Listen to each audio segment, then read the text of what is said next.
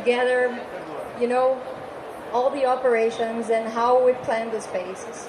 So I already took a look at your presentation, and I know that you will talk about that. But please, I will give the audience, the curiosity to prepare the questions in the end of his talk. Please, to talk about how the facilities management can work together with architecture. Okay, so just put this on your mind because they will ask you about that. So Gabor, thank you so much for being here with us. We all can connect with Gabor by LinkedIn, so he's available over there. So it's your stage. Thank you. Thank you. Thank you. Can everyone hear me in the back? Okay. Let me know because I can always move closer to the mic. So, boa tarde. Eu não falo português, so this unfortunately will be in English, but I'll try to speak slowly. And then at the end, if you have questions in Portuguese, feel free to ask. I'm pretty sure someone will help out. So today's topic is corporate coworking, and of course I don't have to introduce the topic of coworking. Everyone talks about coworking.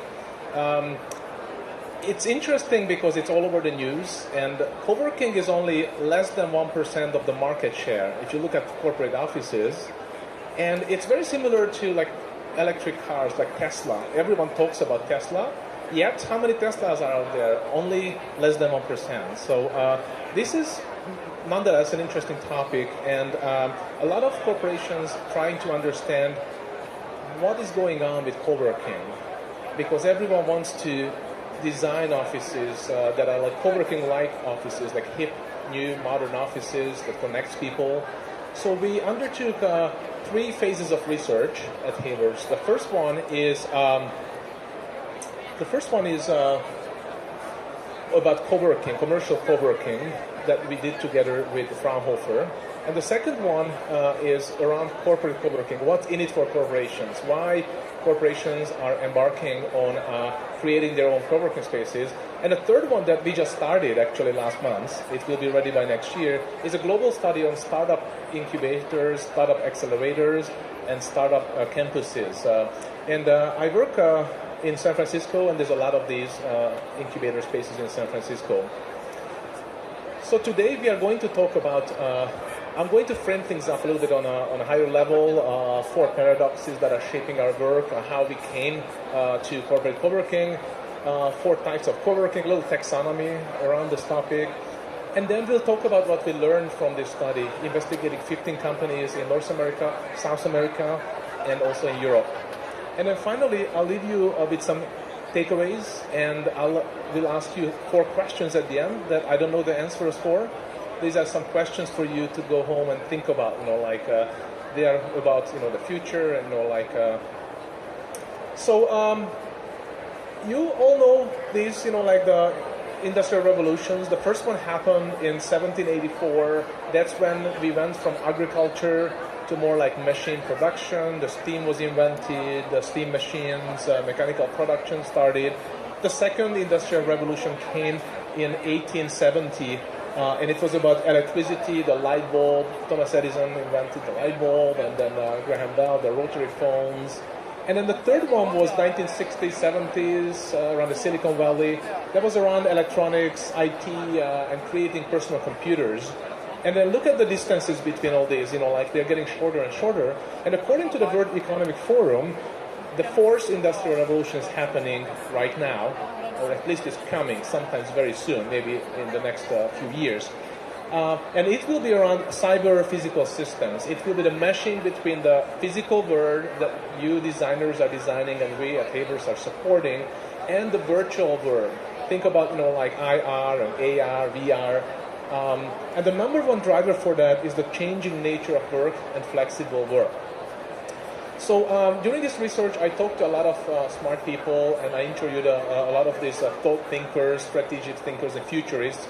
And I boiled it down into 4 so-called paradoxes that are shaping our world today. The first one is the paradox of disruption, is the vicious circle of innovation. So you are being disrupted. You need to be disrupted in order to disrupt others. So the best innovation comes from external disruptions. There are some companies that can embrace this change, some companies who move from product to services or from services to digital services. And there are some companies that cannot make this change and they simply go out of business or disappear, like so many big companies have in the past 10 or 20 years. The second one is the paradox of innovation. Of course, these two companies, I don't know if it's easy to see from the back, it's a little bit too light, the screen, but these two companies, they don't need introduction. Of course, we know them, they are highly successful, extremely successful companies, yet they could not be any different from one another. Apple is the quintessential closed innovator, and Google is all about open innovation. Apple likes to hire smart people, they do things behind closed doors, they create the best ideas, they control their IPs, they are controlling the risks. Everything's very secretive. They don't do focus groups. They give you products that you did not know you wanted. So they cannot ask you what you want because, they're trying for perfection and they roll out the product when it's near perfect, sometimes even with a delay. Google is very different. Google will work with people, outside people. They don't have to have the idea to originate, to profit from it. They are hedging risks. They're also profiting from others' use of their IPs. And also, when you get hired by Google, for example, as a software engineer, the very next day you have access to all the 2 billion lines of codes. So it's about openly sharing. They roll out a lot of free products. They roll out a lot of things in beta testing mode, and they get feedback back from users. So think about your own company. Think about this, are you more like an Apple or are you more like a Google in terms of innovation? Maybe somewhere in between. And again, it's not good or bad. It's just different. The third one is probably closer to your heart. It's about space and design and also for havers. The paradox of space says that the space has become less and more important at the same time. Of course, it's almost a cliche to say that you can work like this. You can sit on the beach in a Copacabana and just drink cocktails and have a hotspot from your cell phone and you work. You can connect with colleagues all over the world. That's very obvious. So that's why are we building co-working spaces? Why are co-working spaces so popular? Why are they growing like crazy when we can work like that? Because, we are humans. Humans are social animals and we like to come together. We like to drink and eat together. We like to have conversations. We are social beings and we long for social connections. On a larger scale, the fourth paradox is around the place. There are companies that are moving from the suburbia or the countryside to downtown offices, and there are companies that do the opposite. They are having their headquarters in the suburbia. So this one is GE. They haven't made the move yet, but they are planning to move from rural Connecticut to downtown Boston. Another example could be Zappos in Las Vegas, and I'm pretty sure a lot of examples here in Sao Paulo as well. And then this is Apple, obviously, in Cupertino, and we are very fortunate with Havers that we are also part of the project. And here, people work in offices, and they use the city as a fabric. They use the city as their extended office. Their office might be smaller because the rent is obviously higher, and they can go into restaurants, they can go into different services in the urban environment. And here, people drive in. And another example could be Google or Facebook. Their headquarters, of course, like the field offices are always, like in the city centers. And you can drive in or take the bus in the morning. Usually you stay there for a whole day, and every services are included. Like you have the food there, the cafes, the haircut, daycare services. So it's a different model. And when you're designing the spaces, of course, you have to think about, what is it right for the client and how you can connect with internal and external members, and of course, what is your culture, what does your innovation look like, and how you connect with the rest of the world. So these four paradoxes created a so-called perfect storm for co-working spaces to pop up. And this presentation is not about the history of co-working spaces. There's a lot of debate where the first co-working space took place and when was it. So we're not going to talk about that, but just very quickly going through the milestones of these co-working spaces. The first one was a social movement. Back in the 60s or 70s, when companies like Apple or HP started, for example, at Apple, the two Steves, they started out of a garage. They were working very hard, maybe for several years, trying to build the first personal computer. And then, of course, like it took several years, or some companies even decades, to reach like $1 billion sales mark. Today, you have startup companies that they grow from like nothing to like huge in just a few years. So everything's accelerated. And then one of the reasons is people getting together, they're renting offices, they're sharing the amenities, and they're breaking even on the rent. And of course, like in any businesses, small entrepreneurs, they're trying to create a business around this. I have several friends in Palo Alto who have their own co-working spaces, and they make a good living out of that. And with everything, of course, like just like with hamburgers or cafe, there are the McDonald's and the Starbucks, the big players. Of course, we have the WeWorks as a huge player in this game. So the big businesses come around, the consumerization of workspace happens, and then now we are in the fourth stage. I just call it the crossing the chasm. Corporate co-working. Corporations are looking into this. They're looking into this because, they envy all the accelerated innovation that happens. Sometimes they're losing tech talent, or they cannot attract talent because the young people, they don't want to work for corporate dinosaurs. They want to work for the hip new startup companies. They want to have a world-class workplace experience. They don't just want to have a cubicle. They want to have more than that. And of course, the brokers are also looking into this because there's a huge profit that takes place with the subleasing part. And on the vertical level, we have 4 types of co-working. Of course, you can disagree and say there are more than that, but just to keep it simple, I created these 4 types. The first one is commercial B2C, and then we have commercial B2B and corporate B2C and corporate B2B. The first one is the commercial business to customer.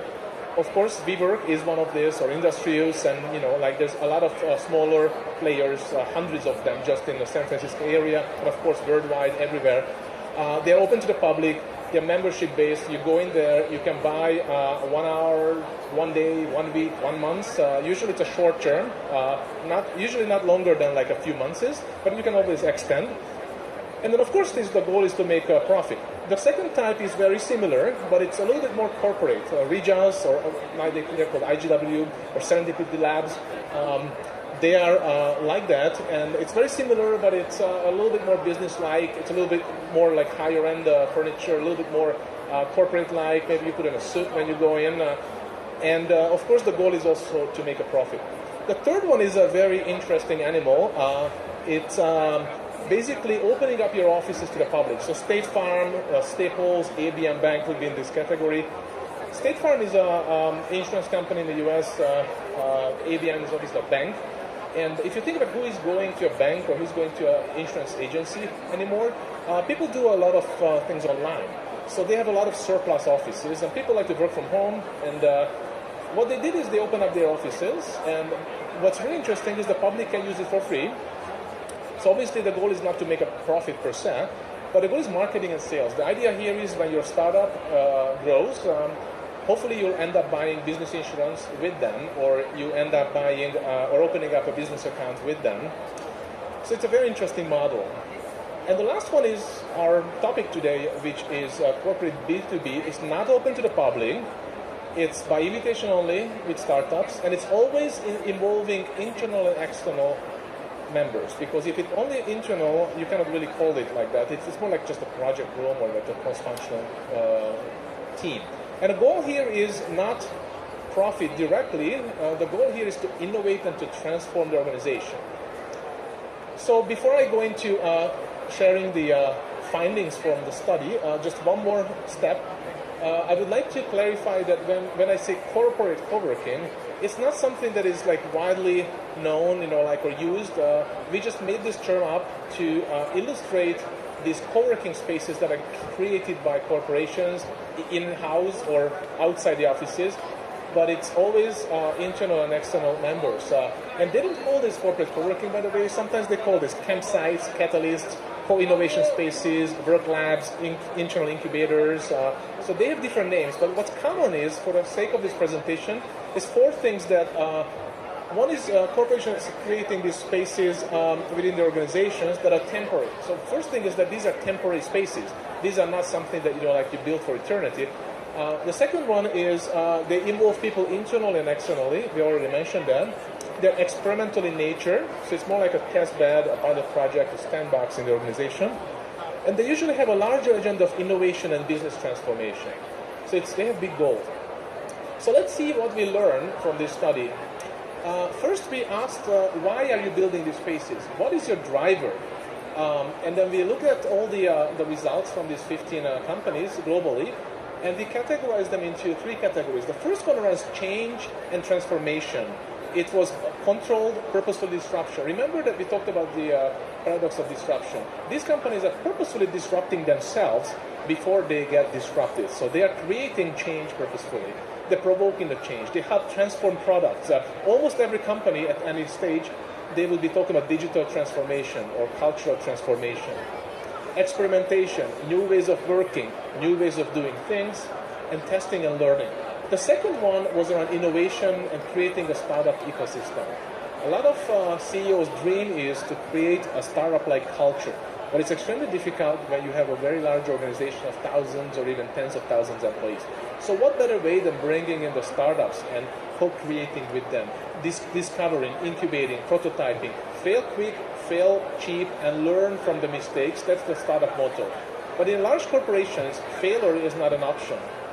You are planning for next year, you're planning a project. A design process is like that. It's very linear, you're planning, and the idea is obviously not to fail. The idea is to create something perfect, something good-looking, something that serves the user's needs.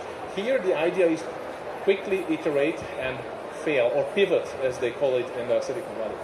It's very highly collaborative, and then it's hedging risks. Again, many large corporations, they are risk-averse. They have controlling risk departments, and their goal is to mitigate the risks. But here, it's not the company who failed, it's the startups who fail. And they quickly recover, they learn again, and when they win, it's a no-brainer, it's a win-win situation. And the third category was future-proofing, looking at the future of work, accelerating serendipity and engineering serendipity, looking beyond the company's product. Mini, the company Mini, used to be called Mini Cooper, now it's part of BMW. In Brooklyn, they built a space that was one of our subjects for the investigation. It's called ADOM. They were looking how they can apply the company values for future products. So again, this is not about branding or marketing. When you go into the space, there's no mini car parked there. Like you don't even feel that like you're in a mini space. But then, they're looking into values, corporate values like agility, urban transportation. So their future might not even be like producing cars. It might be something else related to urban connections or urban transportations. Because obviously in Brooklyn, New York, they have the same problem as you guys have here in South Paulo about the traffic. They're pushing boundaries, these companies. We, of course, wanted to understand who the users were in these spaces. And these were the common characteristics. As I mentioned, these are temporary spaces, always involving internal and external people. And it's a curated company. It's a curated community. Preparation is very important. It has to be a good match. Sometimes it's an onboarding process. They bring out the startups.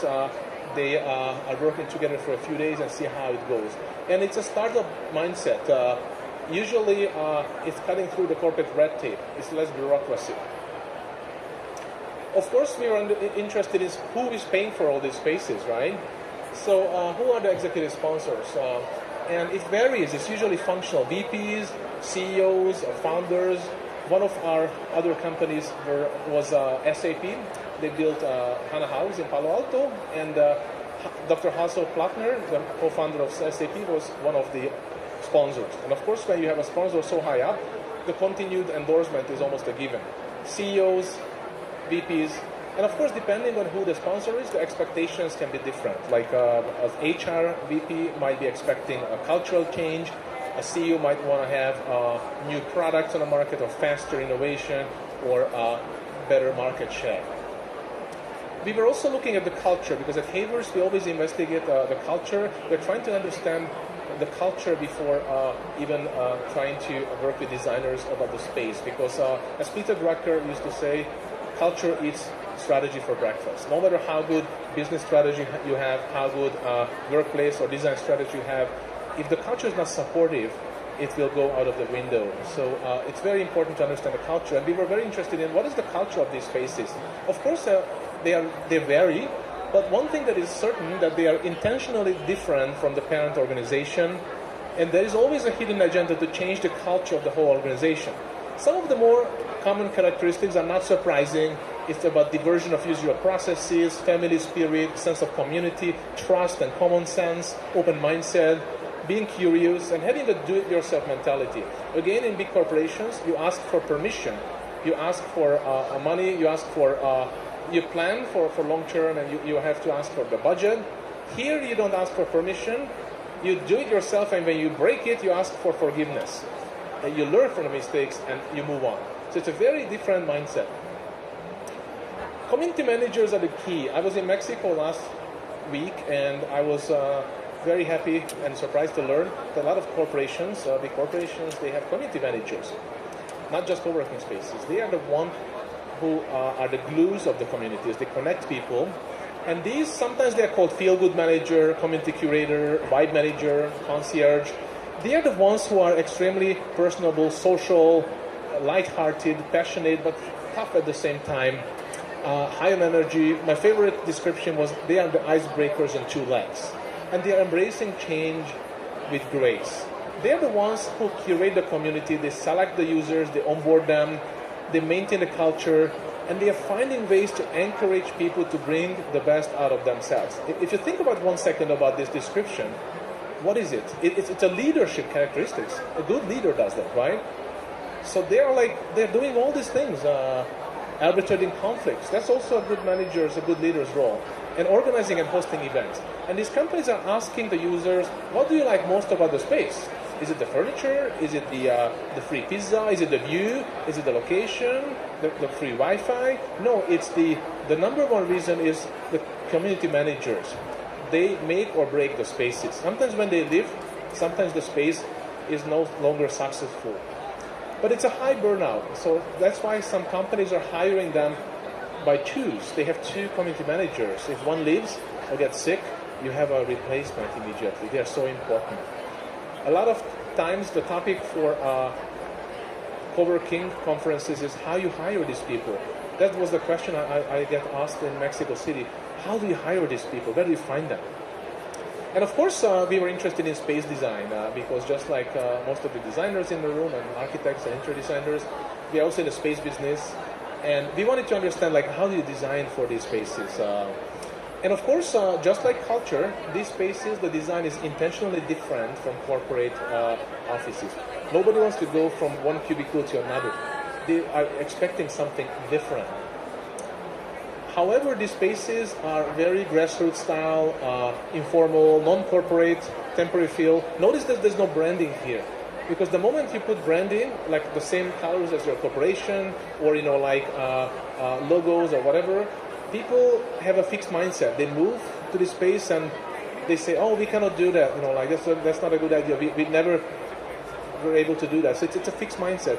And what you need is a growth mindset here, like an open mindset, and that's not with corporate branding. These spaces has to be very flexible and very user-centric. So here, you're not a servant of the space. This is not a museum that you have to clean up your desk and lower your chair and align everything. The space is there to serve you, the users. Everything is on casters, it's flexible, you can rearrange the space. Usually the space design process is managed internally for two reasons. One of them, there's not much budget for this. This is just an experiment, remember? And it's not done by the CRE or FM departments because they don't have experience yet. It's more about a grassroots approach. The process is to observe, to analyze, understand, and to roll out and then multiply. User participation is extremely high, obviously, because it's the users who will use the space. And of course, people are interested to understand, what is the perfect size for these spaces? Because if it's too small, then you cannot create variety. If it's too large, then you cannot really have the connection between people or among people. So usually the sweet spot is about 700, 800, 900 square meters from what we found. And of course, every client is asking us, what is the magic number between the individual and the group spaces? So we try to investigate that, but it really depends on what we are trying to do. So it's between 20/80 and 80/20. I know it's very broad, but it really depends on what the project is and what we're trying to create here. We talked about engineering serendipity by centralized amenities. And what's really interesting is I already mentioned that the number one reason users like the spaces was the community managers. Well, guess what the second and third were?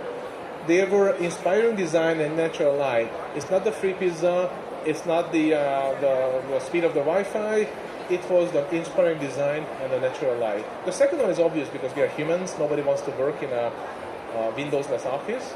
But the first one, of course, is music to our ears and also to your ears because that's what we do. Again, people don't want boring environment. They want inspiring design. They want to be inspired with the space.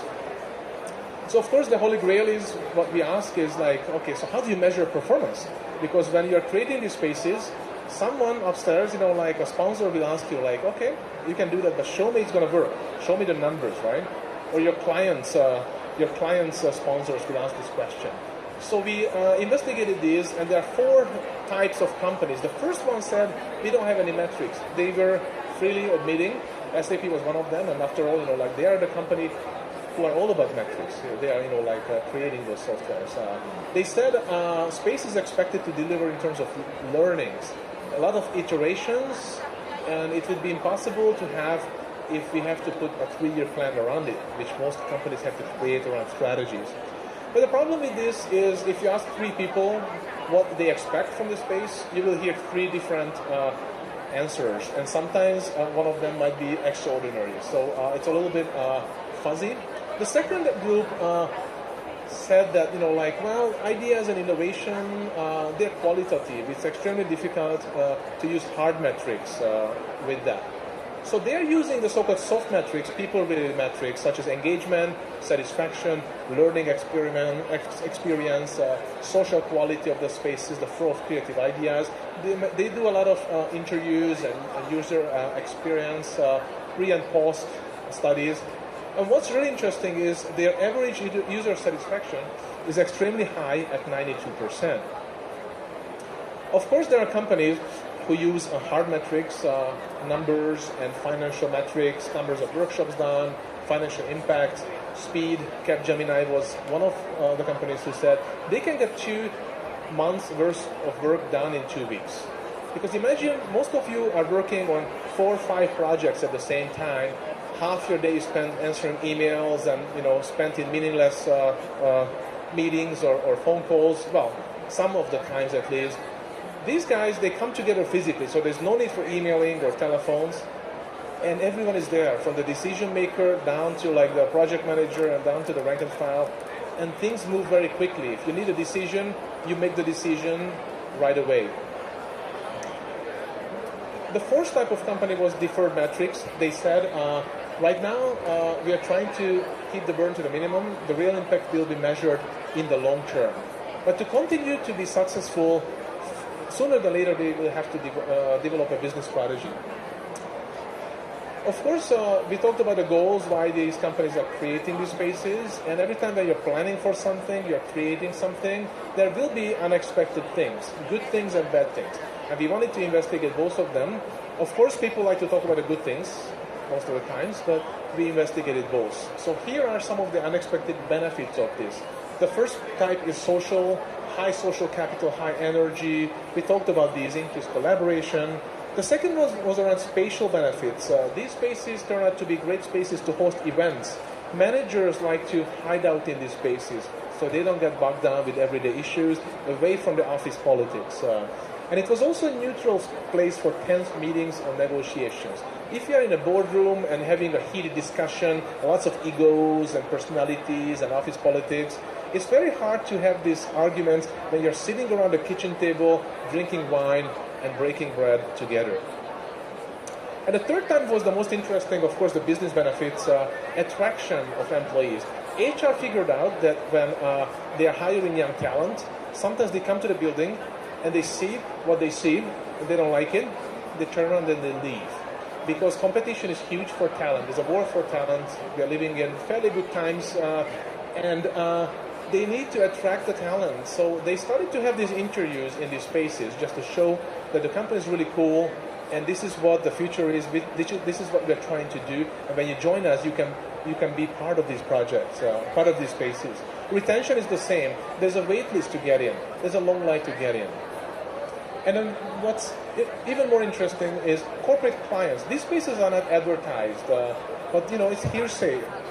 Corporations, they get to know about this, your clients, and when they call for a meeting, they say, we don't want to go to your boardrooms.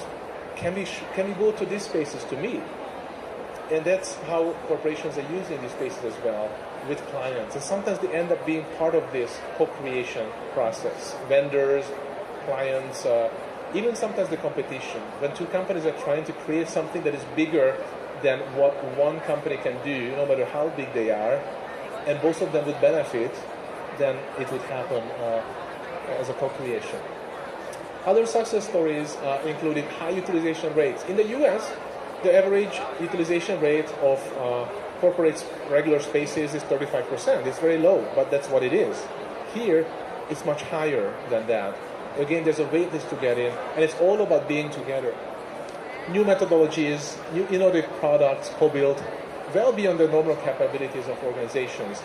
And in some organizations said that there is a 30 to 40% cut in product development time. Also, it was surprisingly easy sell to CFOs and CEOs because high utilization rates, highly collaborative spaces, and they are cheaper per the square meter than regular offices.